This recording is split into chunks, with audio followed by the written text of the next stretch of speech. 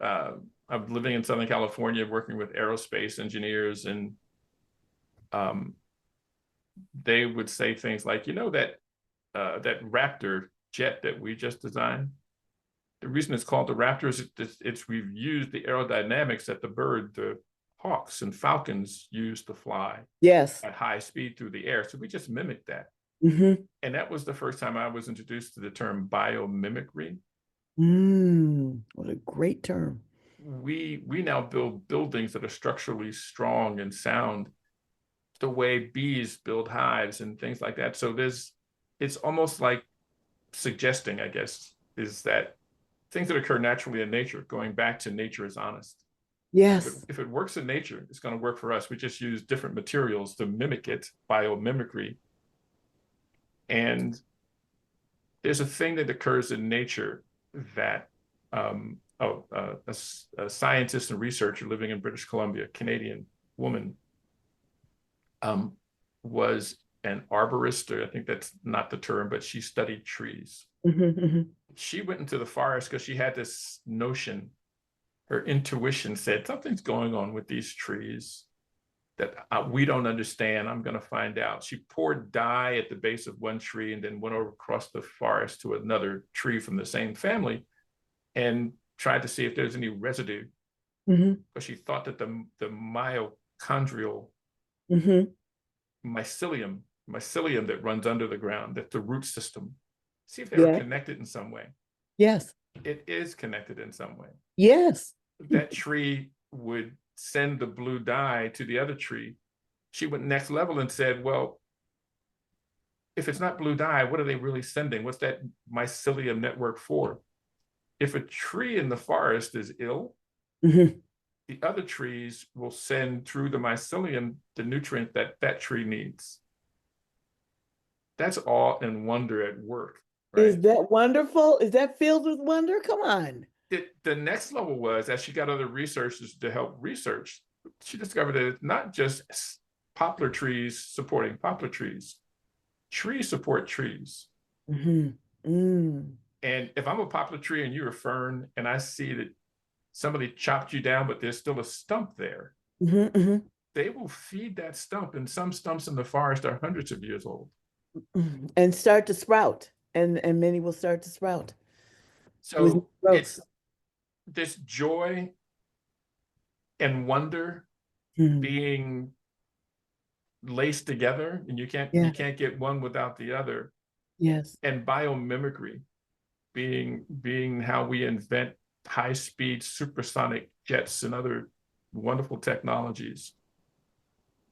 You introduce nature is honest. Nature is also a metaphor for Mm-hmm. showing us how to find joy and wonder. And maybe it's in being in service to something greater than yourself. If I have something that you need, I'll share it with you because that brings me joy. Yes, and I, it doesn't take anything from me. I'm yeah. sharing it with you. And what I say is it's like a boomerang. When you send love out, when you share love with someone, it goes out with your energy and that sort of thing between you and now check this, between you and who or whatever you're sending that love to. Everything between you, and so I'm a Reiki master, and so I understand about energy work from a distance. What I didn't understand when I first started studying is what I'm getting ready to share with you now. I have chills just thinking about this.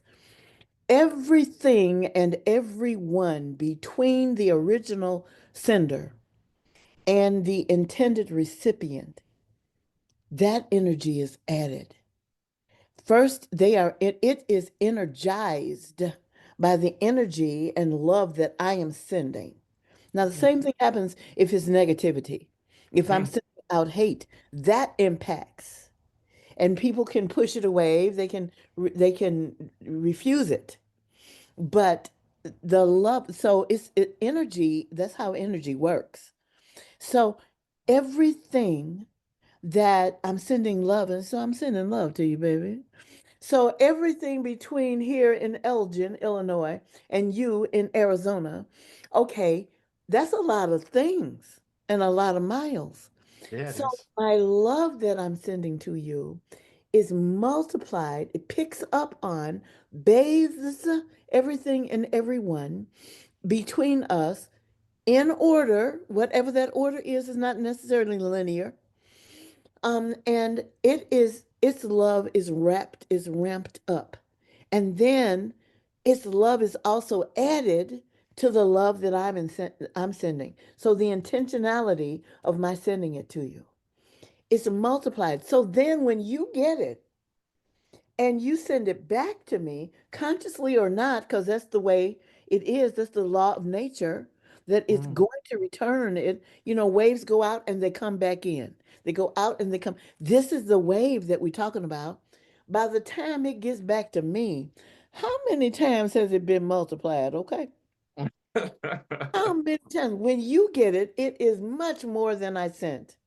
But then you send it back, pressed down, shaken up. Oh my goodness. And this is why it feels so good when you are loving someone, even a little bit. You don't even have to Mm. speak to them. You don't have to speak to them. They don't even have to know consciously, but the universe knows. And so the universe is obedient. The universe is here to let me help you, baby. That's the universe. Let me Yeah. help you. Is that not delicious or what? That the question of what practices or habits help cultivate joy, Yes, that's it. that's it. Just send it out there and like a boomerang, it's gonna come back. Yes, Or be like the trees, you know. We don't use mycelium, we just put it out there. And I I'm not a Reiki master, but I understand conceptually what that all about. And it's really just that connection with other people, the just being open to the literal connection and being connected with other people. And if I don't know what the numbers really are, but I think that there's some, we're mostly made of water. I think it's And like that's the 90%. I think it's like and 90%. that's why, you know, I've got some ginger at the bottom of my glass and this beaker full of water. I'm hydrating all day long. And that's what wellness is. My wellness regime is to hydrate all day. There's a study that, and studies have been done over and over again, that you can get 3 beakers of water. You can say, one, I hate you, one, you're ugly, and one, I love you. Oh, yes. And over time, the ones that you hate and you think you used a bad term, I think you're ugly, will get cloudy and milky. The one Yes. that you say loved you is pristine, crystal clear. Crystal. And it's literal because it's fact based. It's a study, and it's metaphor for us. The Yeah, stories we tell ourselves about ourselves become ourselves. that's it. That's it. And if we want more joy in our life, there's so many metaphors in nature Yes. that we could follow. Or if you're lucky like me, you could have a conversation with Gloria Cotton, who will inspire you with stories that she personally has experienced, or the people that she's helped turn their whole world around, um, become metaphor that we can use. What a blessing. What a blessing. It's a blessing to be Yeah, a it blessing. is. As you were talking, I thought about this. So many times we allow ourselves to be seduced. Sometimes we're conscious, sometimes we're not even conscious of the fact that our attention has been taken away. We've focused, we've given our attention to something or someone else that is not emanating the vibration of positivity, of love, of joy. And then, for many reasons, sometimes we go into that out of curiosity. Sometimes it is, I'm going to help. I'm a fern and I'm going to help this other fern. Sometimes it's with the best of intentions, and intentions do matter. Intentions do matter. But sometimes we are so distracted that we cannot touch our superpowers. And then we can go so long without actively, consciously feeling those superpowers of joy and wonder and love that we think, I don't have them anymore. Lies and garbage. Lies and garbage. You always have them. It is just you can't touch them right now. I can't access them right now. And this is why the trees need the trees, baby. And this is why the people need the people. Because when you can't, I can be there to give you boomerangs of love. Mhm. Lift me up. Please Yes. lift me up. Yes, yes. And vice versa, because sometimes having a human experience, part of it is I want to know what it feels like to be a little funky sometimes, you know? And so, because I could have gone to some other planet or universe or something if I wanted only joy all the time to be the leading factor and I'm conscious of it. They exist. So we could have done that. We wanted to have this vacation away from divinity, both masculine and feminine, and no gender, Mm-hmm. all genders. We wanted to have this, but when we sign up, sometimes we forget that we've just it's a temporary experience. It's temporary. And so if I can't access it, isn't it wonderful that somebody will have an urging to call me? They will have nature, love, joy within them, will connect with me. And this is why sometimes I don't know why I called you, but I just knew I had to call you. Have you ever had that experience? Yeah, I have. I have. Yeah, yeah. And that's because the connection that trees have is speaking, the universal hookup.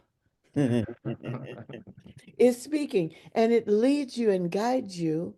And sometimes we resist. I'm not going to disturb them. Wait a minute, baby. That's not coming from wisdom. That's coming from knowledge. And the negativity of knowledge, I might be disturbing them. Maybe they don't want to hear from me. I could be wrong. What ifs? Again, complicating with fear the complexity that we've been given. We are not boring. We are not boring. We have so many superpowers. It's too many for us to even be able to comprehend. Mm. But just the one, we don't have to figure it out. We work too bloody hard trying to figure out how to live in joy. Honey, just be.